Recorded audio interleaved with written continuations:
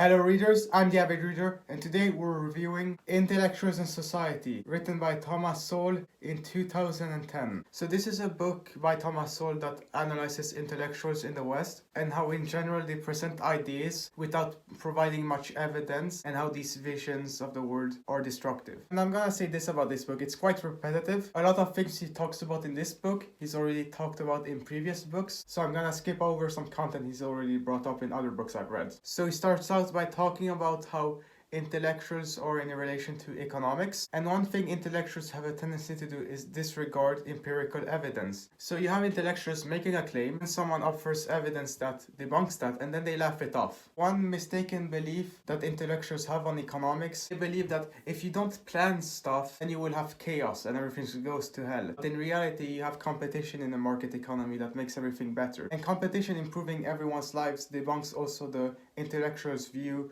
of the zero-sum vision, where actually when people compete and collaborate, you have a positive sum game. And Thomas Sowell points out that when businesses have a large market share, they don't have any power to keep it by coercion. They have to keep it against competition, unless they get regulations passed by the government that benefit them. So if everyone's, for example, buying Apple phones, if people want to suddenly buy Samsung phones, Apple can't do anything about that, but the government could, for example, by only allowing Apple phones. And one type of intellectual is a historian, for example, and historians, they like to talk about economic events without actually understanding economics. You have historians who talk about the Great Depression but don't understand what causes it, and they don't really look at the empirical evidence. They say, oh, it starts in 1929. Let's ignore the fact that unemployment shot up in 1930 after a tariff. And they also would disregard the fact that when Reagan did nothing in the economic crash in 1987, you had economic growth for 20 years after that. Then Thomas Sowell talks about the social visions that intellectuals have. So on the right you have the constrained vision or the tragic vision, while on the left you have the unconstrained vision or the so-called vision of the anointed, where intellectuals believe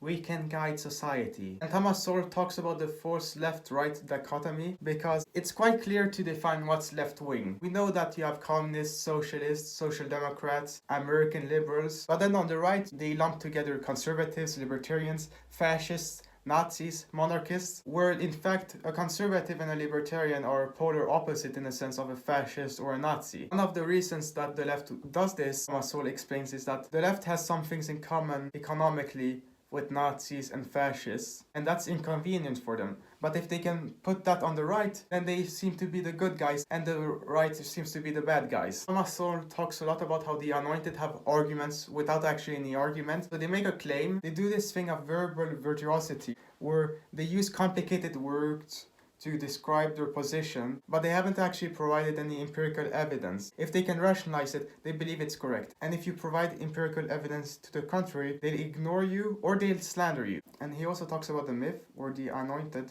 paint themselves as the agents of change, while the other side is protecting the status quo. But if you look at the Chicago School of Economics, for example, in the 17th, they were trying to effectuate change, remove government, while the Keynesians at that time just wanted to keep the same government policies. So in reality, the anointed are not really always in favor of change, and the so-called defenders of status quo are themselves often willing to effectuate change. He then talks about the optional reality that the intellectuals have. So they do things such as selective sampling or suppressing facts. So when things might actually be improving, for example, they will just look at the minority of cases where things are going bad. So when you had an economic recovery in the 80s, for example, in 45 states, they just picked out the 5 states where things were not improving and going downwards. And then they formulated it, oh, this is the worst cases of a larger problem, while in reality, everything else was going well. And also the anointed pick out groups that they want to defend and want to attack. So they emphasize when there's crimes by whites and blacks, even if those crimes didn't really happen and they're just accusations, while they will ignore black on white crimes or black on Asian crimes that are motivated by race, because they have redefined the term racist to only have white people hating minorities and ignore blacks hating other groups such as Asians or whites. He also talks about how they use statistics to claim that gun control is a good thing, but they actually never demonstrate a decrease in gun crime with more gun control. And there's also contradicting evidence that shows that gun control doesn't really work. So for example, they claim, look, the United States has more crime than England. England has strict gun laws. What they don't say, for example, is that in the 1890s, London had less crime than New York, but New York had more gun control than London. So you have some societies that always have been more violent than others. And there's also the fact that intellectuals have created fictitious characters of Hoover and Truman. Hoover is often presented as a do-nothing president, but a lot of policies actually of the New Deal were just extensions of Hoover's economic policies. Hoover's had tariffs, Hoover's told businesses don't slash wage rates, so Hoover was not a laissez-faire guy, he was an interventionist for sure. You've also had the intellectuals painting Harry Truman as an idiot, while in reality, Harry Truman was someone who read a lot, and he could read the classical texts in original Latin, so he was definitely a smart guy, although he was presented as an idiot by intellectuals. Thomas Sowell then talks about intellectuals and law. The Constitution is supposed to limit the power of government, but intellectuals and the anointed believe that's a bad thing because we have some goals and you cannot prevent us from achieving them. So instead of reading the Constitution literally,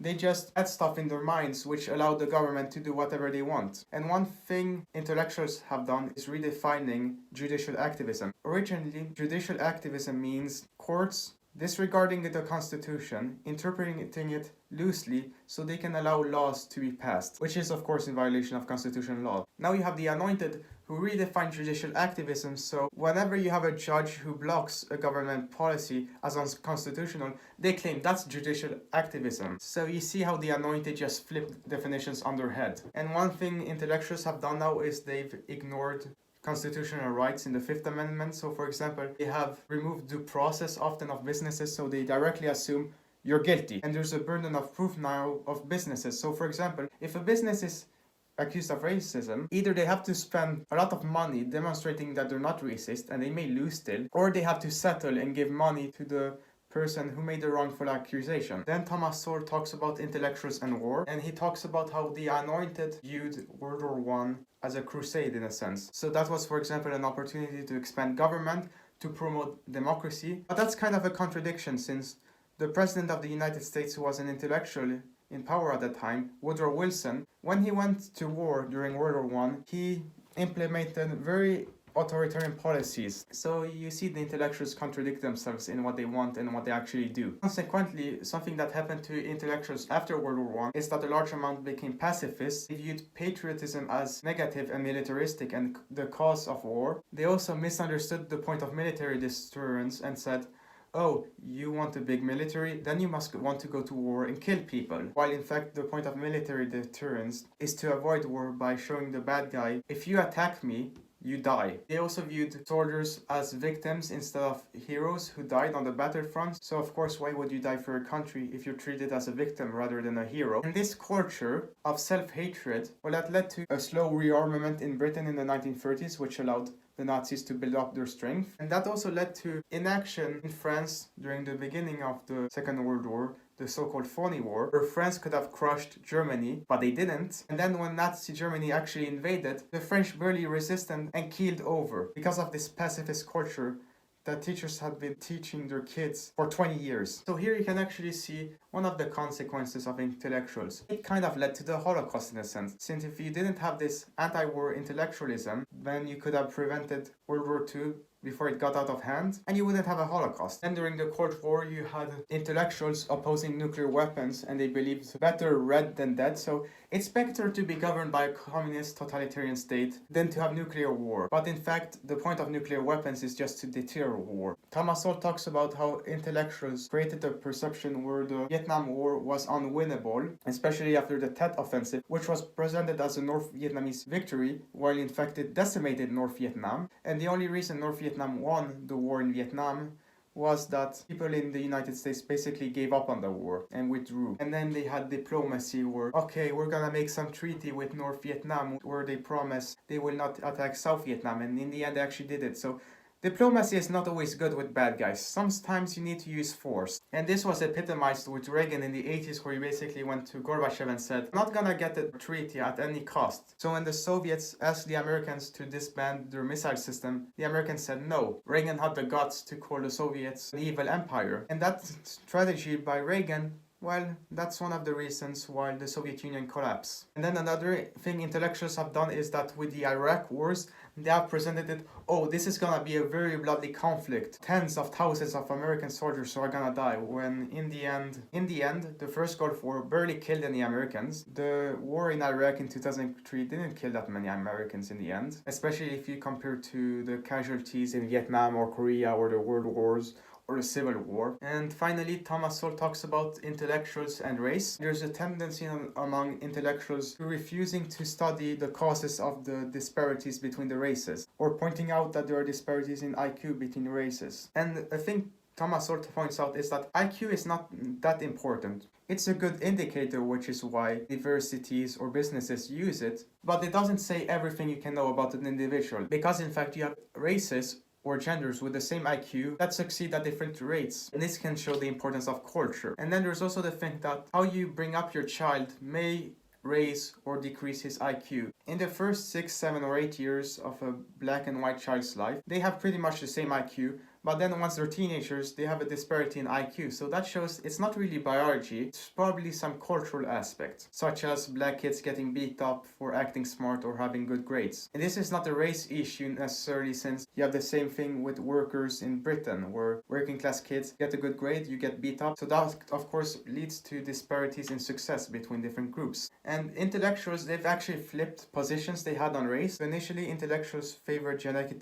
determinism, where they believed that the Anglo-Saxon Nordic race was superior and that blacks, Jews, Slavs, they're inferior. And that vision, of course, inspired Hitler, and that's an inspiration for the Holocaust. Then later on, they flipped the positions. So they believed in multiculturalism, where, oh, you cannot criticize that race for doing bad because they just have a different culture that's true to themselves. But some cultures are just better than others. Cultures that lead to success are inherently better, but intellectuals deny that. So, how would I rate intellectuals and society? I would give it an 8 out of 10. By far, of the Thomas Sowell books I've read, and I've read about half a dozen, this is the least good one, so it's an 8. And that's because I find it quite repetitive. I mean, some of the ideas expressed here have been expressed in other books, and also, he makes some arguments that I don't agree with, such as his belief that conscription is good. He has a belief that crime is linked to whether you're tough or soft on it. Just look at Norway, and then look at the United States. And then you see that Norway has less problems with releasing criminals than the US has. But overall, it's a good book. I don't know if I'd recommend you to read this book necessarily. It's a good summary of everything Thomas Sowell has written, in a sense, you could say. You get a sneak peek into all of his other works by reading this. But if you wanna know of a better Thomas Sowell book, then I would recommend you to check out my book review on black rednecks and white liberals. It has a lot of history and it talks about different ethnic groups. It's quite interesting, and it debunks some of the views that intellectuals have about race, so check it out. Anyways, I'm the avid reader, and I will see you readers next time.